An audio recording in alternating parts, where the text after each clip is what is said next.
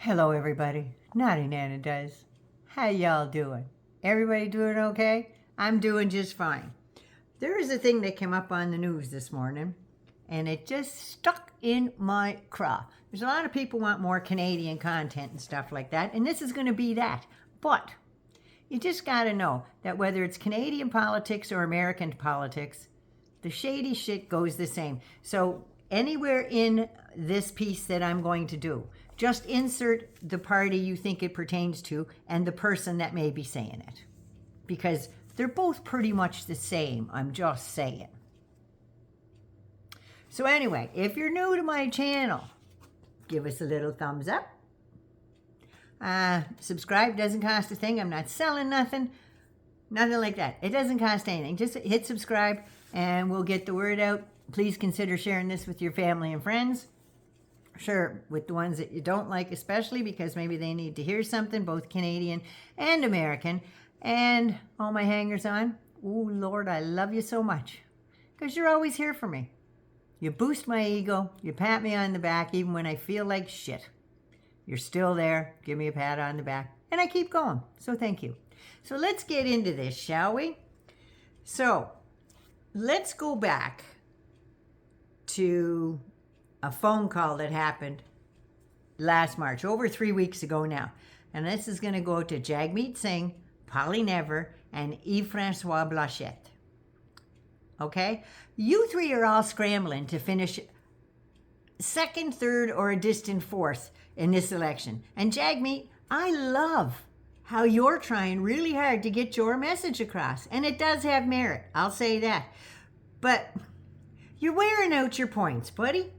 You know you can't win, but you and the Liberals have gotten together on a lot of really good programs. I'm just saying. You passed a lot of good things for all Canadians, and as a senior, I appreciate it. If you want to remain a party, you're going to have to move over these little bumps that you keep putting in your own way. If you want to remain a party in Canada, you need to change that message. You had a great podcast with the king of politicians, Bernie Sanders, who has worked his entire political career to get things done for the lower to middle class folks. He gave you a lot of good advice, Jagmeet, a lot of good advice.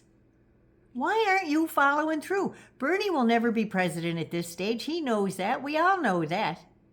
But you're not going to be prime minister either right now. But at least Bernie is fighting harder and working across the aisle to make the rich pay their fair share. You dropped all of that to go on about stupid little piddly things. You could do that. You could do that. We know what the NDP did for Canada. Healthcare, dental, lowered senior drug prices, etc. We know that. Christ almighty. I have your speech memorized, for Christ's sake, and I'm not even an NDPer. But your big bitch right now is that you can't trust Carney because he didn't phrase something verbatim that the Mango Moose Knuckle said? Seriously. The conversation was on a phone call 3 weeks ago. Dude. In that conversation, out of the ass lips of Donald Trump himself in the Oval Office, it went something like this. Did you even listen to it? He said, we had a very good conversation. Mark called me this morning, 10 a.m. We had a very good call, very good talk. He's going through an election right now. We'll see what happens. But we have Liberation Day, as you know, April 2nd. And I'm not referring to Canadians or Canada. But many other countries have taken advantage of us, like that which nobody thought ever possible for many, many decades, and that has to stop. We're going to end up with a very good relationship with Canada. Many other countries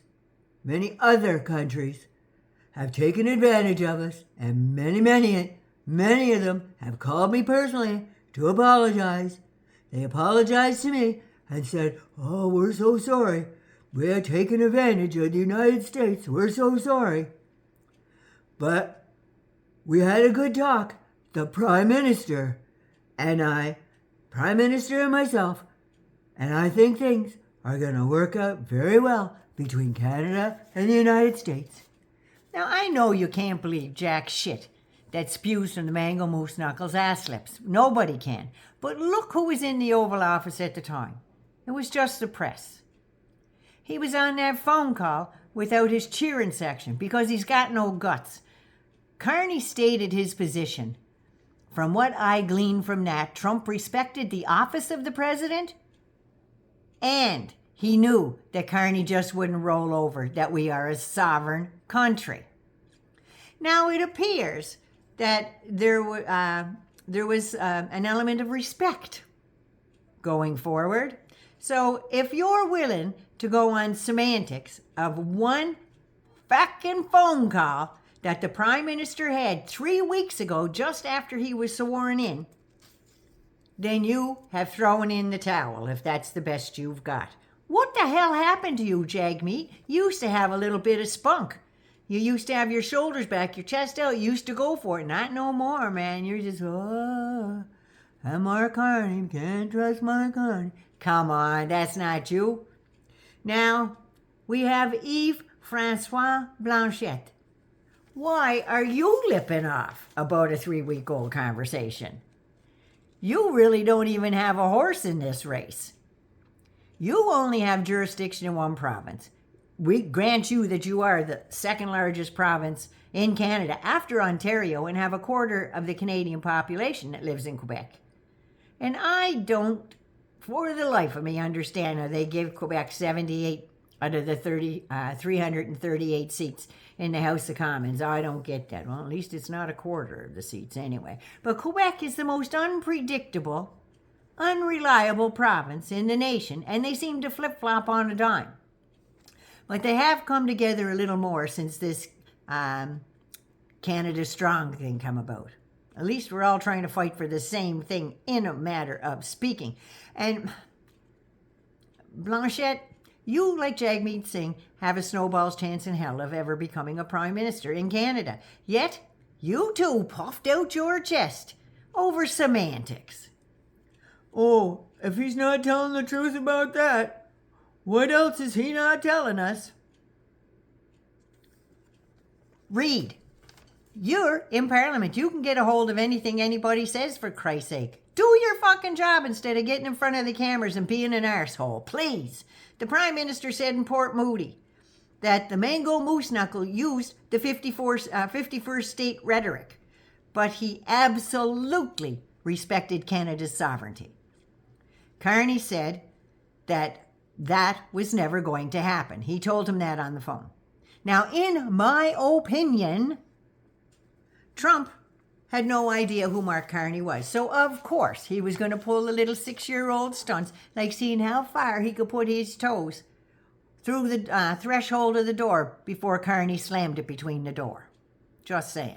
Mark Carney, from all the hours of research I've did, watching him in interviews, and how he's perceived globally, what other people think of him, I'm betting that the 51st state shit came up exactly once. And Carney said no and put him in his place. All the important stuff going on globally, getting through this election, strengthening our country's sovereignty, keeping our country safe against the threats from that crackhead in our basement down there and his buddy Putin, this is what you're bringing up. The election's a few days away, for Christ's sake, and this is what you're harping on. Seriously, grow the fuck up. This is like that story that I used to read my kids, If You Give a Mouse a Cookie. It's by a lady named Laura Joffe Numeroff. And it's, if you give a mouse a cookie, he's going to want some milk. And if you give the mouse some milk, he's going to ask you for a straw. And as you can see, there is no end to the depths in that rabbit hole that these guys will travel to find nothing. Nothing.